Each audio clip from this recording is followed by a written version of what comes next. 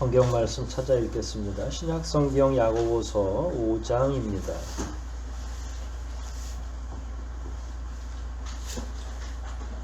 야고보서 5장 11절 한 절 말씀입니다.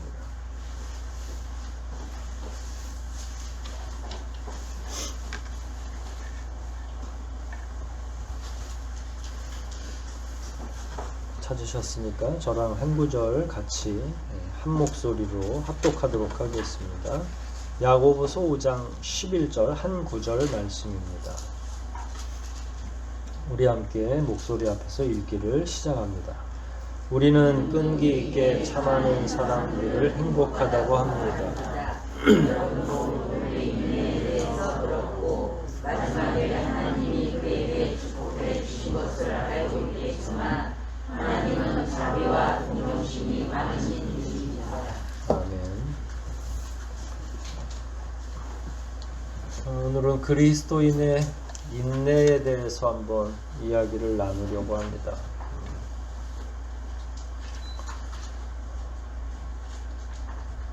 저도 여러 차례 이런 내용을 설교한 것 같은데 신앙생활하는 중에 제일 많이 듣는 말 가운데 아마 상위권에 속하지 않을까. 하나님을 사랑하는 거, 또 하나님께 충성을 다하는 거, 이런 내용들에 못지않게 인내하라는 말을 많이 듣습니다. 여러분은 많이 들어보셨죠? 여러분도 목사한테 자기의 그 어려운 마음을 상담하려고 와서 목사님 제가 뭐 목사가 아니라도 되겠죠. 제가 이런 어려움이 있는데 어떻게 하면 좋을까요? 그러면 조금 난감한 문제 같은 경우는 뭐라고 이야기해요? 기도하고 같이 좀 더 인내해 보세요. 저도 기도 열심히 할게요. 국회의원들이 민원인을 만나서 뭐 이런저런 원성을 듣고 막 이야기하고 그러면 민원을 이야기하면 국회의원들이 정해져 있는 답이 몇 가지가 있대요.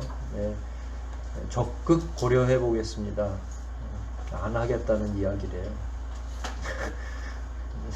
뭐 행동으로 옮기지 않겠다는, 적극 고려한다고 말은 하지만 행동으로 옮길 생각이 뭐 그렇게 많지 않은, 늘 정치인들이 그러는 것처럼 목사들도, 저도 그렇습니다만은 어려움을 가지고 있는 신자들에게 딱히 뭐라고 말하기 어려울 때는 기도합시다. 우리 이 어려움을 조금 더 인내하며 나갑시다. 이렇게 이야기해요. 기도합시다가 거짓말이라는 말은 아닌데 우리도 이제 관용적 표현으로 늘 인내하자는 말을 입에 달고 살죠. 인내라는 말이 많으면 많을수록 삶의 현장은 어떤가요? 왜 인내하라는 말이 많죠? 성경에? 인내할 만한 상황이 많기 때문에 그래요. 어려워서 그래요. 사는 게, 삶의 현장이 어렵다. 그러니까 자꾸 인내하라고 하겠죠. 쉬우면요, 삶의 현장이 너무 쉽고, 우리 수준으로 이야기하자면 돈도 잘 벌리는데 건강하기도 하고, 낳아놓은 자녀들은 쑥쑥 잘 커서 좋은 직장에 덜컥덜컥 붙고, 근데 거기다가 인내하시오 이렇게는 얘기 안 하잖아요. 그러니까 뭐 잘 되는 데는 굳이 뭐 그런 용어를 쓰지 않죠. 근데 우리는 분위기가 우중충한지, 교회에서는 왜 자꾸 인내하라는 걸 이렇게 강조하는지, 그리고 인내가 또 뭔지. 그리스도인이 아니라도 사실은 이 세상은 살아가기가 쉽지 않죠. 불교에서도 고통의 바다, 인생은 고통의 바다다, 고해다, 이렇게 이야기하죠. 얼마나 어려우면 그러겠어요. 생로병사의 고통, 태어나고 나이 들고 병 들고 마지막 죽는 것까지도 그냥 모든 과정이 인생들에게 있어서는 고통이다. 오랫동안 삶을 공부하고 또 관조하면서 깨달은 내용이 바로 인생은 고통이라는 거죠. 삶을 잘 유지하려고 하면 할수록 뭐가 또 수반이 돼요? 어려움이 수반되죠. 열심히 잘 살려고 하는 사람들에게는 많은 노력과 동시에 어려움이 같이 찾아옵니다. 오히려 그냥 마음 굳게 먹고 제가 누군가를 비하하는 건 아니지만 노숙하시는 분들 보면 뭐 인내나 이런 게 필요 없죠. 이미 그 삶으로 그냥 들어가 버려서 뭐 대단히 즐거운 것도 없고 대단히 슬플 일도 없고, 왜냐면 이미 그렇게 익숙해져 있는 거죠. 제가 예전에 말했잖아요. 노숙도 이제는 직업이 된, 홈리스 자체가 직업이 된 느낌을 받는다고. 어떻게 회복이 안 되는 거죠. 나라 임금도 그걸 하기가 어려운 거예요. 하지만 그런 사람이 아니라 저와 여러분처럼 평범한 사람이라면 자기의 삶을 잘 유지하기 위해서 엄청난 노력이 필요한 거죠. 어려움이 있습니다. 그리스도인뿐만 아니라 인류가 범죄했을 때 하나님은 크게 두 가지의 징계를 주셨죠. 하나는 노동의 문제고 하나는 출산의 문제였어요. 이건 보편적 인류가 다 갖는 어려움이죠. 남자와 여자가 사랑을 하게 되고 가정을 꾸리게 되고 그 다음에 자녀를 출산하고 그 자녀들을 양육하는 과정을 이렇게 쭉 상상해 보면 어느 순간도 고통이 없는 순간은 없죠. 얼마나 많은 어려움들이 있는지 순간순간 가슴이 덜컥덜컥 내려앉는 부모들도 많이 있습니다. 많은 노력과 어려움이 일상생활에서 필요한 거죠. 거기다가 또 이제 설교만 하면 인내하라고 하는 거예요. 근데 지금까지 몇 가지 거론했던 내용들은 그리스도인들만 경험하는 게 아니라 보편적으로 인류가 다 경험하는 거예요. 그리스도인들은 병도 안 걸리고 나이도 안 먹고 이런 게 아니라 똑같이 그냥 다 어려운 거예요. 노동하는 것도 출산하는 것도 양육하는 것도 전부 다 그리스도인이 됐든 일반인이 됐든 다 경험하는 거죠. 근데 문제는 일반인은 그냥 요 정도면 되는데 그리스도인들은 거기다가 더 들어가요. 인내해야 될 상황이 더 많아진다는 거예요. 여러분은 신앙인으로서 어떤 부분을 인내하면서 살아가나요? 아주 사소한 문제들도 많아요. 지금은 조금 편해지긴 했는데 예를 들어서 가족 구성원 전체가 믿지 않으면 갈등이 일어나죠. 남편과 여편 사이에 갈등이 일어나요. 교회 가는 것 자체가 우리는 이제 그런 분들을 많이 봤는데 저는 뭐 그냥 믿는 가정에서 계속 있어서 그런 어려움 내가 가기 싫어서 막 안 간 적은 있어도 가려고 하는데 핍박이 있지는 않았는데 예전만 해도 아내가 교회 다니는 걸 그렇게 불만인 남편분들도 있고 그렇게 되면 아까 말씀드렸던 보편적 사람들이 경험해야 될 어려움에 더해서 신앙을 가짐으로 인해서 생겨나는 또 다른 어려움들이 있으니까 그것도 인내해야 되는 거죠. 주일 성수하는 거 보통 가족이 다 믿지 않으면 언제 모여요? 주말에 모여서 같이 식사라도 함께 하자. 보통 이렇게 이야기하죠. 그런데 교회 다니는 사람은 어때요? 아침밥 얼른 챙겨 먹고 점심 상 봐놓고서 얼른 교회로 오는 거. 뭐 항상 같이 뭐 다른 믿지 않는 식구들하고 밥 먹는 게 쉽지가 않은 거죠. 경제권을 누가 가지고 있는지는 모르지만 가정마다 다른데 저는 참 놀라운 게 대부분이 남성들이 경제권을 가지고 있는 가정이 많다고 그러는 거예요.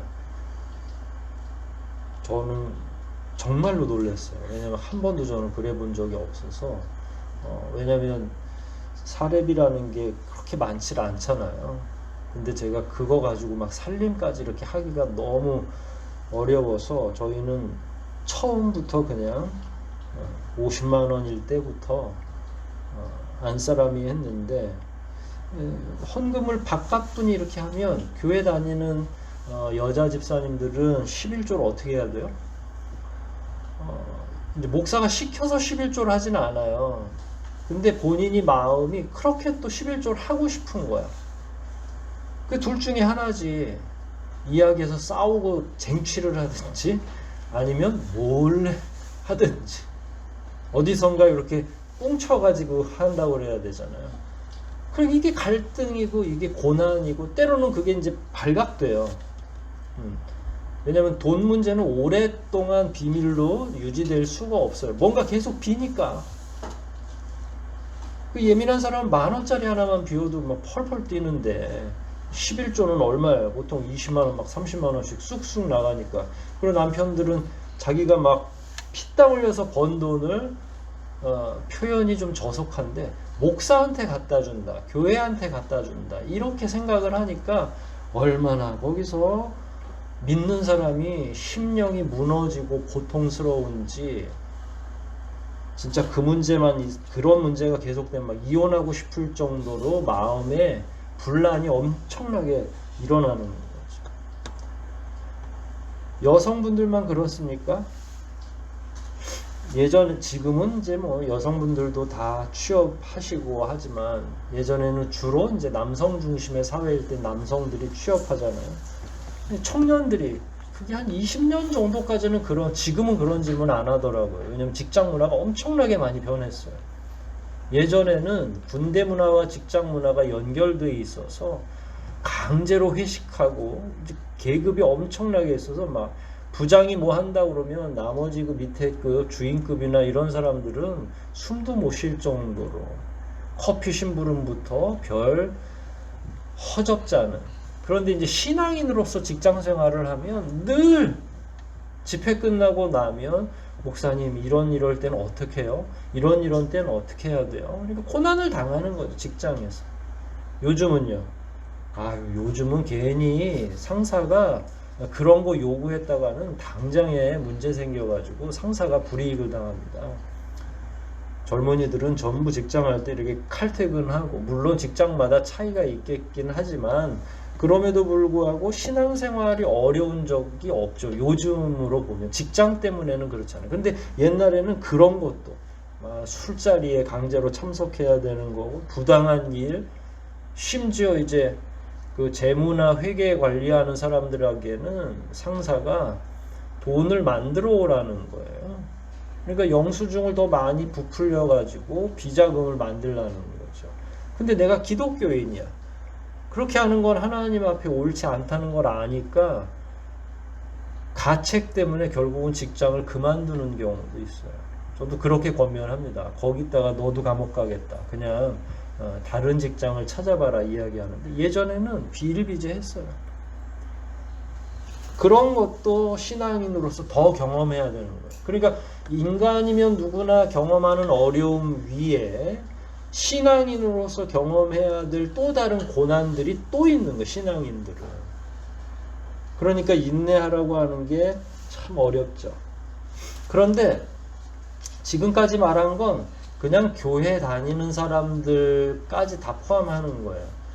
경건한 자 말고 교회 일단 우리처럼 편하게 출석하는 사람들 말이에요. 근데 경건하게 살려면 어떻게 될 것 같아요? 그 다음부터는 얘기가 좀 달라져요. 조금 전에 예화로 들었던 다양한 건 그냥 교회 물 좀 먹는 사람들이 늘 질문하고 하는 거예요. 직장에서 어떻게 해야 돼요? 뭐 이렇게 물어볼 수도 있죠. 그런데 진짜 경건하게 살려면 모든 게 다 걸리는 거예요. 가정에서 문제뿐만 아니라 직장 뭐 이런 거 문제도 아니고 다스리기 힘든 자기의 문제, 내면의 문제, 또 신앙생활 할 때 다가오는 핍박의 문제. 그러니까 경건하게 살기로 작정을 잘못하시면 인내해야 될 상황이 3배가 되는 거예요. 기본적으로 인간이 가지고 있는 인내의 현실 하나, 적당히 믿는 그리스도인들, 교회에 다니지만 아주 깊지 않은 사람들이 고민하는 인내의 현장. 이제부터는 좀 더 경건하게 살려고 하나님 제가 어금니 꽉 깨물고 믿음 생활 좀 잘해볼랍니다. 이렇게 하면 그 다음에 그러니까 막 2배, 3배의 현실들이 펼쳐지는 거죠. 핍박까지 있고, 물론 시대에 따라서 신자로 사는 어려움이 많습니다. 하지만 여전히 이 시대에도 신앙생활 하다가 목숨을 거는 경우도 많아요. 복음을 증거하려고 들어갔던 선교사가 선교 현장에서는 여전히 위험한 거죠. 그러니까 인내하라고 하는 게 어느 선인지, 사실 오늘 본문은 이런 상황 전부에 대해서 인내하라고 하는 겁니다. 믿음이 얕던 걱정할 거 없어요. 자기 눈에 보이는 게 자기의 수준이에요. 좀 더 쉽게 이야기하면 나는 이게 어려워 그러면 그게 자기의 지금 인내의 수준이니까 그 정도만 하면 돼요. 그걸 막 굳이 고급스러운 단계로 올라가려고 하면 당장 힘들어지니까 일단 직장에서 생활 잘 하십시오. 잘 견디고 가정에서도 마찬가지고, 그러다 보면 자기의 믿음이 이 정도 가지고는 안 되겠구나, 내가 더 열심을 내야 되겠구나, 그러면 또 자연히 하나님이 갖다 주셔요. 뭘?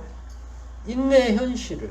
왜냐면 그걸 통해서 인내가 연단을 낳으니까 그 연단이 참된 믿음으로 진보하도록 하니까 내가 실력이 되는 것 같아. 그래서 조금 더 운신의 폭을 넓히려고 하면 우리 하나님은 때를 놓치지 않고 정확하게 인내의 현실을 갖다 주는 거죠.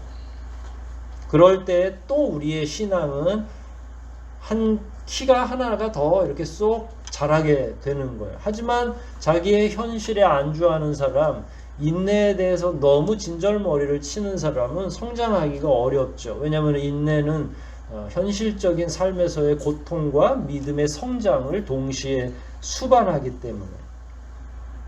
여하튼 본문은 신앙인으로서 맞이하는 더 다양하고 더 많은 어려움들을 극복하고 이겨나가도록 요구하는 거죠. 그런데 저는 공부를 하면서 인내가 쉽지 않다.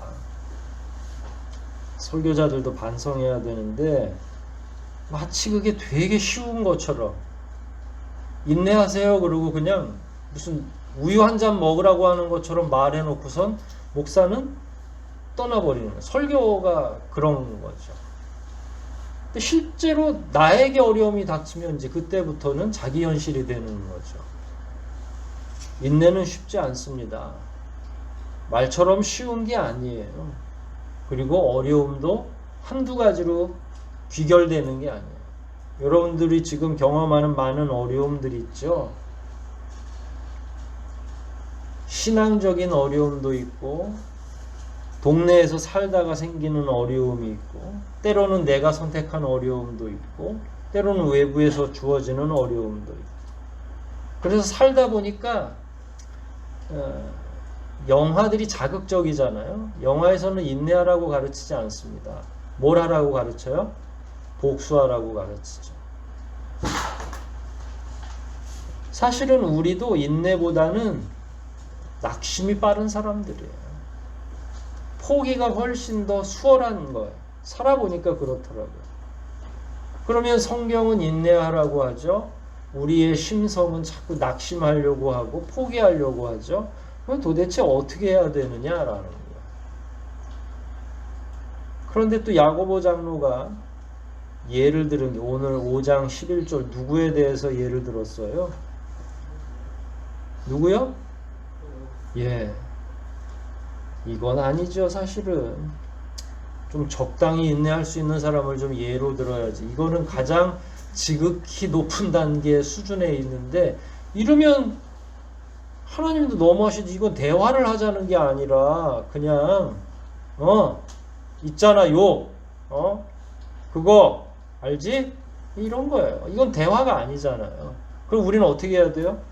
일단 설교에서 주일날 아침에 들었으니까 가책도 생길 거고, 그리고 또 이제 뭐 부정적인 생각을 갖고 집으로 돌아가고 싶지 않으니까 그래 인내하며 살아야지. 그럼 또 집에 가면 삶의 현장은 여전히 너저분하고 인내해야 될 일은 해결되지 않고, 이런 무한 반복 같은 거예요.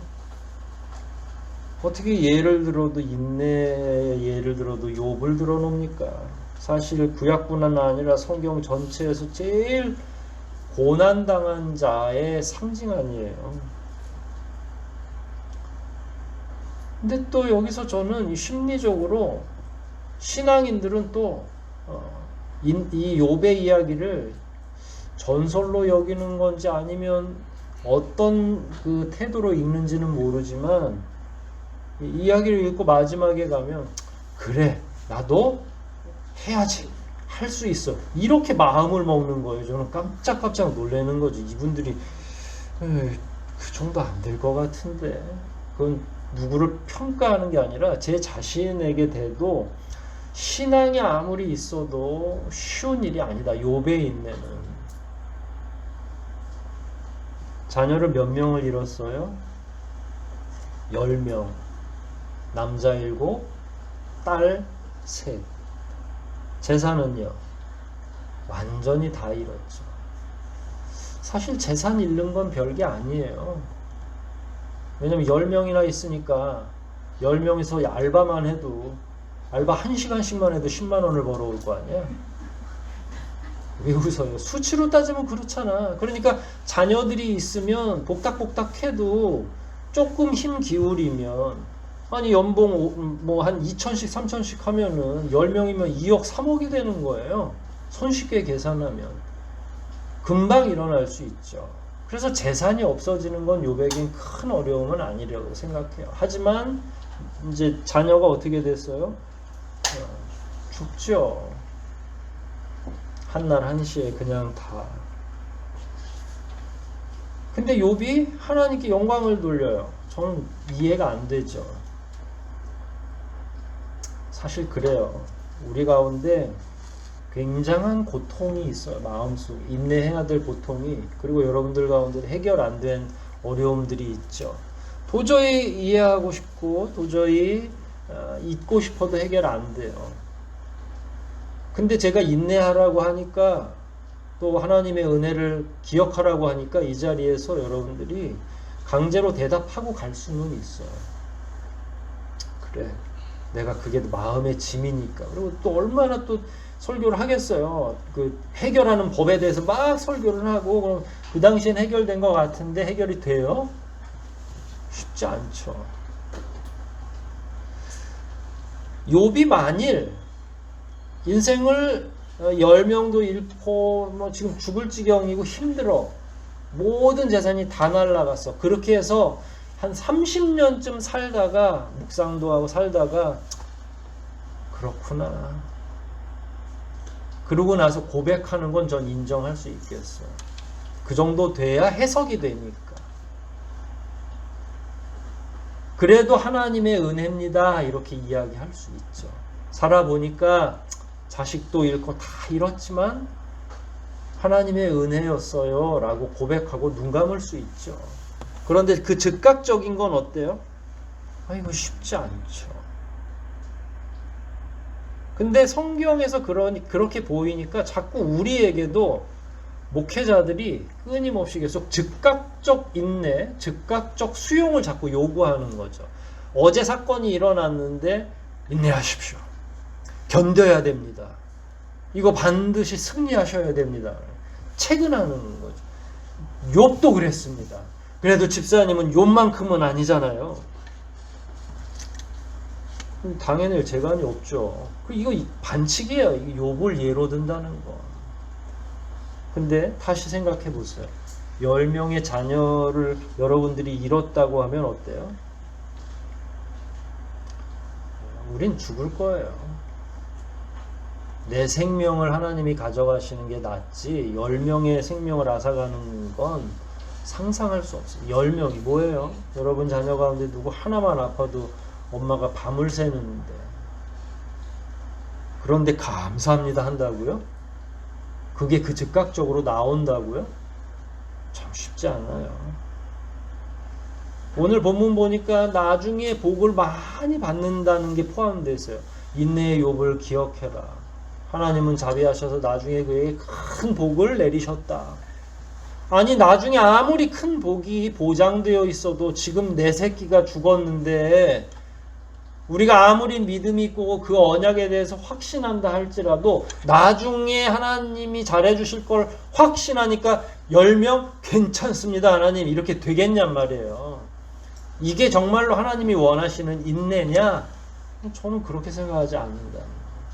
그러니까 짧게 표현돼서 지금 다 말하지 못하고 이 한 구절에 그렇게 응축되어 있지만 하나님이 원하시는 건 그게 아니다. 물론 결론적 정답은 욥처럼 사는 게 정답이에요. 하지만 우리의 삶을, 우리의 사고를, 우리의 행동을 돌이켜보면 우리는 금세 무너지죠. 10명 불가능하죠. 아마 풍지박산 날 거고요. 우리 가운데 반쯤은 정신 이상이 걸릴 수도 있어요. 이거는 제정신으로 살 수 있는 문제가 아니잖아요. 여러분, 불행이 일어났을 때 욥의 반응이 있어요. 욥기에 두 가지 반응이 나옵니다. 하나는 욥의 반응이에요. 욥기 1장 21절에 이렇게 표현되어 있어요. 내가 태어날 때 아무것도 가져온 것이 없으니 죽을 때에도 아무것도 가져가지 못하리라. 주신 자도 여호와시오 가져가신 자도 여호와시니 여호와의 이름이 찬양을 받으시길 원하노라.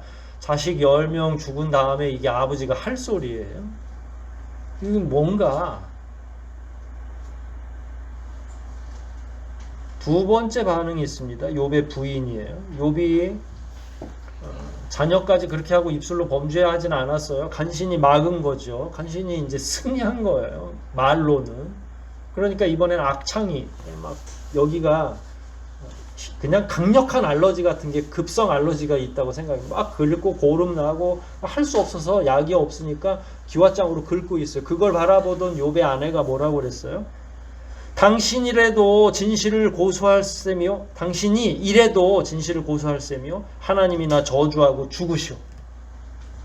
여러분, 욥의 대답이 여러분에게 가까워요? 아니면 부인의 대답이 여러분의 대답에 가까워요? 솔직히 얘기하자고요.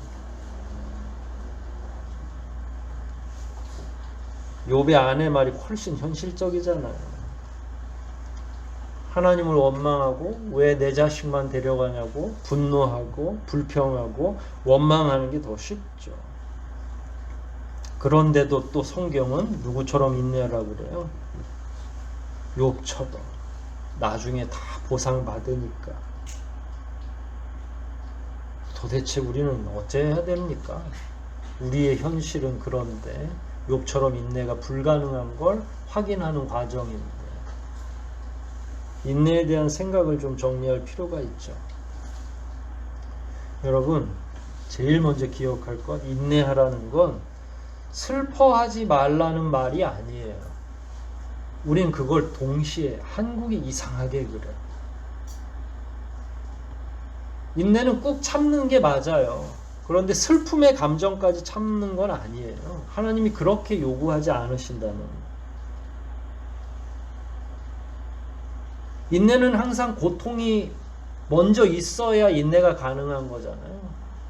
인내하는 사람들은 다 고통을 못 느끼는 게 아니잖아요. 뼈저리게 느껴요. 울부짖어요. 그럼에도 인내하는 거잖아요. 근데 그 과정에 막 슬퍼하면 되게 뭐라 그러죠. 어떤 일이 제일 슬퍼요? 가까운 사람의 죽음이죠. 죽으면 어디 가요? 믿는 사람은 천국 가죠. 천국 가는 건 좋은 일이에요? 나쁜 일이에요? 좋은 일이죠. 천국 가셨으니까 울면 돼요? 안 돼요? 네, 안 돼요. 이게 이제 정답인 거죠. 교회에서 그동안 잘못 가르친 거죠. 사실은 고통을 알고 그 고통을 잘 이해하고 해석하고 해야 이기고 견디는 게 가능한데 자꾸 고통을 못 느끼라고 요구를 하는 거예요. 내 마음은 너무 슬프고 너무 고통스러운데 자꾸 목사님이 인내하라고만 설교하는 거예요. 내 마음은 너무 슬픈데 자꾸 울지 말라는 거예요. 울면 은혜 떨어진다고 그래요. 일단 도대체 뭔 소리를 하는지 난 지금도 이해가 안 돼요. 자, 질문 한번 합시다. 슬픈 감정은 누가 주신 거예요? 사탄이 준 거예요? 그럼 왜 슬프면 안 되죠? 왜 고통을 자기에게 직면한 고통에 대해서 몸부림치는 게 안 되는 건가요? 돼야죠. 인내하라고 하는 건 우리 가운데 있는 모든 감정 행위를 중단하라는 말이 아니에요. 그러니까 그 과정이 지금 본문 안에서 생략됐으니까 우리가 잘 안 되는 거예요. 이해가. 그래서 우리는 처음부터 감정 없는 그리스도인처럼 길러지는 거예요. 교회에서 장례식장 가서 많이 울면 막 은혜 없는 사람, 믿음 없는 사람으로 취급하고 자꾸. 이게 어디서 왔는지는 모르겠지만. 아까 말했잖아요. 욥이 나중에 10명의 자녀를 다시 하나님으로부터 받을 걸 확신하지만 적어도 자기 자식이 지금 죽었다면 언젠간 잘해주실 거야 그러고 웃으면 이 사람은 미친 사람이지. 인내라고 하는 건 결국 자기의 고통의 과정을 곱씹는 과정인 거예요. 슬퍼하는 과정인 거예요. 애도하는 과정인 거예요. 누군가 여러분 곁에서 훌쩍 떠나버렸습니까? 제대로 슬퍼하세요. 제대로 인내하셔야 돼요. 그래서 그 길 끝에서 끊임없이 계속 묵상하고 슬퍼하고 애도하다가 그 길 끝에서 그게 계속 가잖아요. 슬픔의 저 밑바닥까지 내려가면 더 이상 눈물이 안 나올 때가 있어요. 근데 그러면서도 계속 생각하죠. 우리 용어로는 묵상이라고 하잖아요. 그러면 그 밑바닥에서 뭘 만나냐면 아까 얘기한 거예요. 되돌아보니까 하나님의 은혜였구나. 그 길 끝에서 소망을 만나고 하나님의 언약을 만나게 되는 거예요. 이건 누가 강제적으로 주입시켜 주는 게 아니야. 하나님의 은혜를 믿으시면 울지 마십시오. 이렇게 얘기해서 되는 게 아니라 실컷 울고 그 고통이 어디서부터 왔는지를 파악하고 그 고통에 굴복하는 게 하나님의 뜻이 아니라는 사실을 발견한 뒤에 이제는 일어서야 되겠구나 라고 하는 마음이 있을 때 그 인내가 아름답게 빛을 내는 거예요. 거기까지가 다 인내의 과정인 거예요. 우리를 함부로 포기하거나 함부로 자해하는 게 아니라 그 고통의 원인을 찾기 위해서 그 밑바닥까지 내려가 보는 거. 그래야 진짜 인내가 가능한 거죠. 다시 욥의 인내를 상상해 봅시다. 욥의 자녀들이 죽고 모든 재산이 다 사라졌을 때 욥이 받은 축복은 아까 1절에서 읽었던 욥의 신앙 고백 바로 뒤에 일어나지 않았어요. 신앙 고백은 했는데 축복은 한참 뒤에 일어났어요. 욥기를 읽으면 하나님하고 친구들하고 또 심지어 욥도 야단 맞거든요. 과정이 있는 거예요. 저는 이게 말로 한 과정이지만 우리 개인적 과정이라고도 생각해요. 그게 묵상이에요. 그게 내면에서 막 싸우는 거죠. 하나님하고도 싸울 수 있어요. 질문하죠. 우리가 하나님 왜 나에게 이럽니까? 그랬을 때 하나님 이런 못된 놈 이렇게 이야기하지 않으신다는 거예요. 왜냐하면 우리가 이해 못하는 일이 진짜 벌어진 거니까 하나님께서 기다려주시는 거죠. 하나님 왜 나에게만 이런 고난을 주십니까? 라고 질문했을 때 그건 정말로 우리가 이해를 못해서 드린 질문이잖아요. 나는 이런 걸로 왜 나에게만 이런 걸로 주세요? 저는 하나님이 싫어요. 이렇게까지 나간 게 아니라 울부짖고 하나님 앞에 나아가는 거, 하나님과 논쟁하는 거 이게 두려울 이유가 아니잖아요. 이게 없어져야 될 상황은 아니죠. 욥이 논쟁 과정에서도 그렇고 막 혼나고 나니까 저는 욥이 1장에서 했던 다 하나님의 뜻입니다 이렇게 얘기했던 건 호기롭게 그냥 교과서에서 배운 대답이었다라고 생각해요. 고통이 있을 때는 이렇게 응대해야 된다고 어디서 배운 건지 모르겠지만 욥이 정말로 자기 인생의 밑바닥까지 내려가서 자기를 보고 올라온 상태에서 하나님께 얘기했다기보단 일단은 하나님께 얘기는 해야 되겠고 입술로 범죄하지 않아야 되겠으니까 그냥 멋진 이야기를 쭉 한 거예요. 그러다 나중에 다시 하나님 혼나잖아요. 그 중심에 하나님과 끊임없이 계속 야단 맞고 혼나고 하는 과정들이 욥기에 나오잖아요. 그러니까 욥은 방금 말씀드린 것처럼 신앙을, 믿음을, 인내를 교과서에서 배운 대로 했던 거예요. 그리고 그게 가장 보편적으로 많은 곳이 어디냐면 오늘날 대한민국의 교회죠. 그냥 인내를 마치 그냥 말만 하면 되는 줄, 목사가 설교하면 교인들이 갑자기 인내가 확 늘어나는 줄 착각하는 거예요. 서로. 여러분의 인내는 여러분의 때가 있어요. 여러분의 믿음의 밑바닥까지 내려오시면 돼요. 근데 그 밑바닥에서 이걸 생각하시면 돼요. 하나님의 의도가 뭘까? 그 다음에 하나님의 성품을 생각하시면 돼요. 선하신 하나님이 우리에게 설마, 그래서 궁극적인 것까지 그 약속을 상기하는 거죠. 그게 제정신 있을 때만 생각이 나요. 그러니까 제정신 안 돼. 내 자식을 다 잃었는데 거기서 신앙 고백 막 하고, 아유, 그런 분 봤거든요, 제가. 가장 가까운 사람이 돌아가셨는데 눈물 하나 안 흘리고, 아유, 좋은데 걱정하지 마십시오. 저는 하나님의 위로를 충분히 받고 있습니다. 이 밑바닥까지 갔다 오지도 않고 저렇게 자신 있게, 이런 분들은 나중에 어떻게 되는 줄 아세요? 3년, 4년, 5년 있다가 다시 그게 생각이 나서요. 심각한 우울증에 빠집니다. 그때 가서요. 신자들 가운데도 그래요.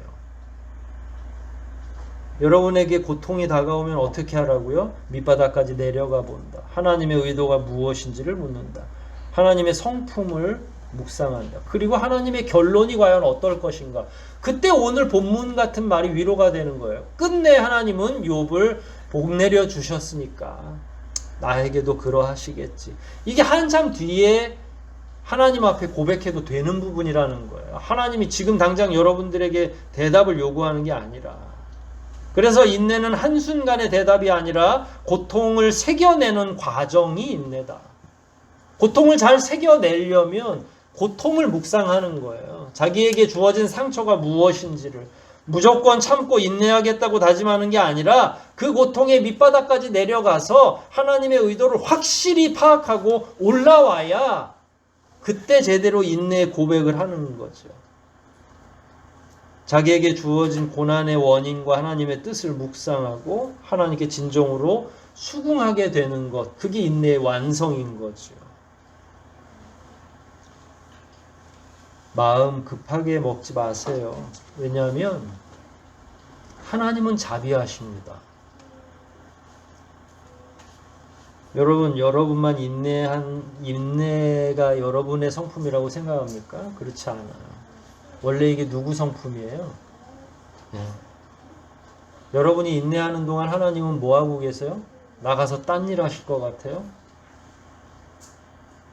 여러분의 마음이 상하고 고통스러운 그 상황에서 왜 빨리 인내 안 하냐고 다그치지 않으세요. 그 시간에 하나님의 인내가 시작이 되는 거예요. 우리 각자를 향한.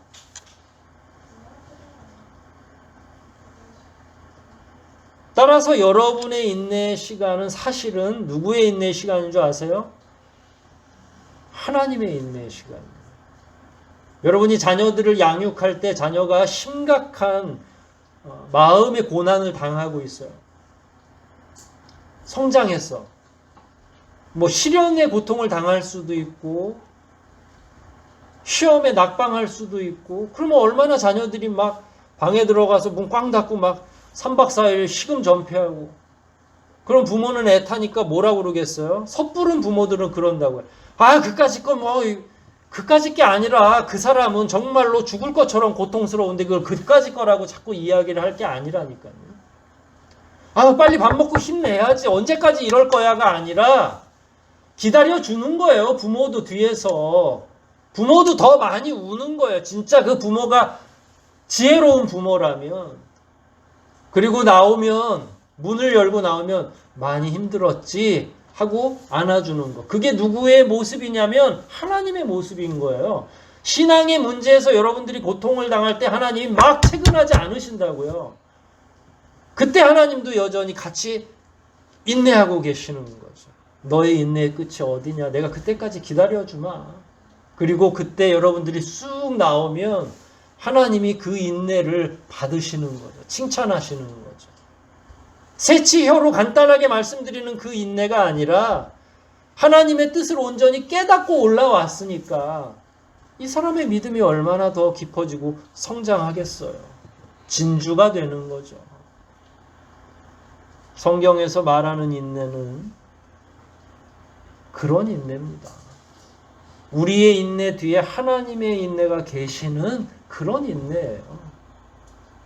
여러분 지금 얼마나 많이 힘드십니까? 여러분이 당하고 있는 오해, 고통, 직장에서 문제나 가정에서의 불화의 문제, 불통의 문제, 이루 말할 수 없겠죠. 인내하십시오. 하나님이 여러분들을 귀히 여기시고 하나님이 여러분들보다 더 마음 아파하세요. 그분이 우리 아버지이시기 때문에.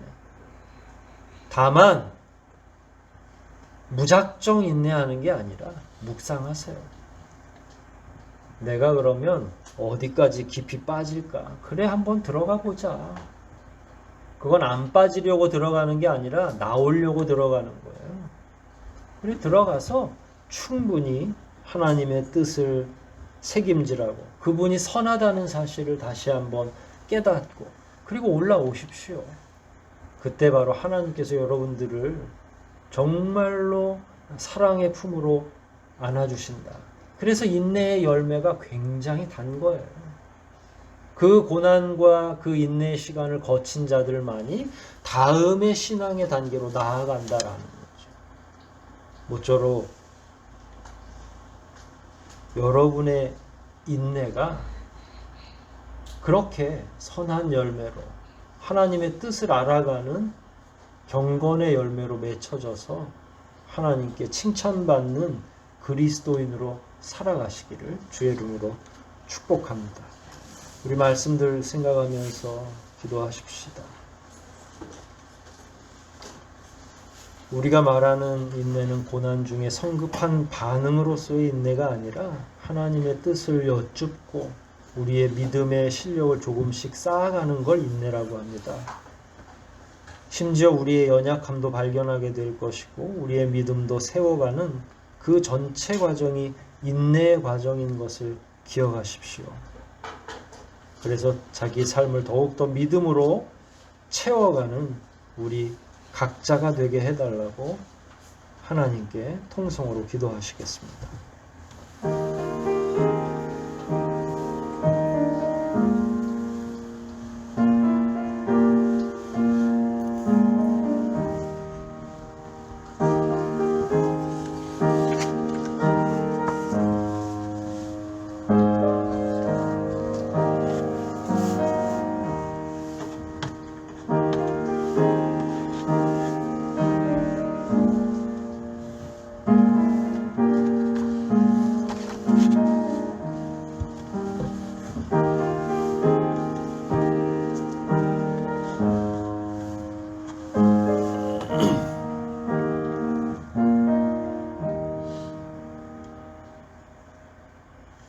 우리보다 더 우리의 문제로 마음 아파하시는 아버지 하나님, 우리에게는 인내를 요구하시고 우리 뒤에서 더 숨죽여 계시는 아버지 하나님, 우리 앞에 있는 고난들을 잘 다룰 수 있게 도와주시옵소서. 우리가 가지고 있는 여러 가지 어려운 문제들 더 정직하게 내어놓고 우리의 밑바닥이 다 드러나더라도 더 깊이 묵상하고 하나님께 나아갈 방도를 찾게 도와주시옵소서. 우리 스스로의 밑바닥을 들여다보기 위해서는 용기도 필요할 텐데 적절한 용기와 지혜를 허락하여 주시고 끝내 하나님께서 인내한 자들에게 주어지는 영원한 상급이 있는 것을 기억하여 날마다 낙심치 않고 한 걸음이라도 하나님께 다가갈 수 있는 귀한 은혜를 허락하여 주시옵소서. 숨죽여 기도하는 우리 교우들의 기도를 아버지께서 응답하여 주시고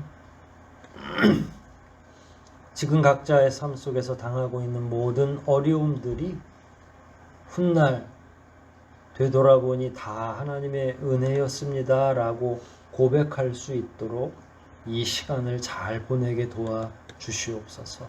모든 것 주님께 의탁하오며 우리를 구원하신 예수님의 이름으로 기도하옵나이다. 아멘.